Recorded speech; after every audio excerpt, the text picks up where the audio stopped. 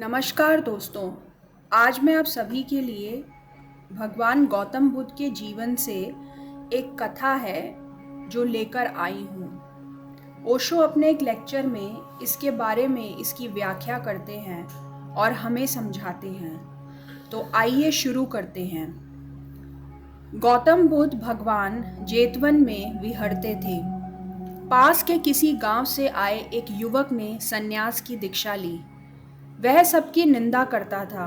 कारण हो तब तो चूकता ही नहीं था, कारण ना हो तब भी निंदा करता था। कारण ना हो तो कारण खोज लेता था, कारण ना मिले तो कारण निर्मित कर लेता था। कोई दान ना दे तो निंदा करता और कोई दान दे तो कहता, अरे यह भी कोई दान है। दान देना सीखना हो तो मेरे परिवार से सीखो। वह अपने परिवार की प्रशंसा में लगा रहता। शेष सारे संसार की निंदा, अपने परिवार की प्रशंसा, यही उसका पूरा काम था। अपनी जाति, अपने वर्ण, अपने कुल, सभी की अतिशय प्रशंसा में लगा रहता। उसके अहंकार का कोई अंत ना था। शायद इसलिए वह संन्यास्त भी हुआ था। एक बार कुछ भिक्षु उसके गांव गए तो पाया कि जैसे वह व्यर्थ ही दूसरों की निंदा करता था, वैसे ही व्यर्थ ही अपने कुल परिवार की प्रशंसा भी करता था। उसकी तो कोई स्थिति ही ना थी। वह तो अत्यंत हीन वृत्तियों वाले परिवार से आया था। भिक्षुओं ने ये बात भगवान गौतम बुद्ध को कही। भगवान ने कहा, हीन भाव ही श्रेष्ठता का दावेदार बनता है। जो श्रेष्ठ है उन्हें तो अपने श्रेष्ठ होने का पता भी नहीं होता। वही श्रेष्ठता का अनिवार्य लक्षण भी है। फिर वह भिक्षु ना केवल इसी समय ऐसा करता घूमता है, पहले भी ऐसा ही करता था और जन्मों से ऐसा ही करता रहा है। जन्म जन्म इसने ऐसे ही गंवाए हैं। जितनी शक्ति इसने दूसरों की निंदा और स्वयं की प्रशंसा में व्यय की है, उतनी शक्ति से तो यह कब का निर्वाण का अधिकारी हो गया होता। उतनी शक्ति से तो ना मालूम कितनी बार भगवत्ता उपलब्ध कर ले सकता था। भगवान ने कहा, भिक्षुओं, इससे सीख लो। दूसरों की निंदा दूसरों का नहीं, अपना ही अहित करती है। ये दूसरों के बहाने अपनी ही छाती में छुरा भोंकना है।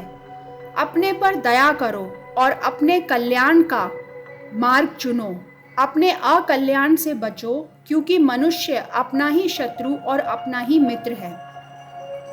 उस युवक ने अत्यंत क्रोध से पूछा भगवान से कि कोई दान ना दे तो हम कैसा भाव रखें, कोई दुत्कारे तो हम कैसा भाव रखें, और कोई हमें दान ना दे और दूसरों को दान दे तो हम कैसा भाव रखें। उस दिन उसने भगवान को भगवान कहकर भी संबोधित नहीं किया। मनुष्य की श्रद्धाएं भी कितनी छिछली हैं। लोग अपनी श्रद्धा भक्ति के अनुसार देते हैं। जो दूसरों के खान पान को देखकर सहन नहीं कर सकता। और उस युवक से कहा कि अगर दूसरों को देते हैं तो तुझे क्या परेशानी है, किसी को तो दिया। अगर तू दूसरों का खान पान देखकर सहन नहीं कर सकता कि दूसरों को भोजन मिल गया तुझे नहीं मिला, दूसरों को वस्त्र मिल गए तुझे नहीं मिले, तो एक बात तू पक्की समझ कि दिन या रात तुझे कभी भी समाधि उपलब्ध ना हो सकेगी। तू कभी समाधान को उपलब्ध ना होगा। तेरे जीवन में कभी ध्यान की किरण ना उतरेगी। भगवान गौतम बुद्ध ने कहा कि ध्यान की किरण उनके जीवन में उतरती है जो सब भांति संतुष्ट हैं, जो कहते हैं जो है शुभ है, जैसा है शुभ है, सुख में दुख में, सफलता असफलता में, हार जीत में, जो कहते हैं जो है ठीक है शुभ है, उनके जीवन में समाधि फलती है। जिसकी ऐसी मनोवृत्ति उच्छीन हो गई है, समूल नष्ट हो गई है, असंतोष की मनोवृत्ति, वही दिन या रात कभी भी समाधि को प्राप्त करता है। इस सूत्र में भगवान गौतम बुद्ध बहुत बहुमूल्य बात कहते हैं। अगर तुम ध्यान को उपलब्ध होना चाहते हो तो संतोष की भूमि तैयार करो। ध्यान की खेती संतोष की भूमि में ही फलती है, लगती है।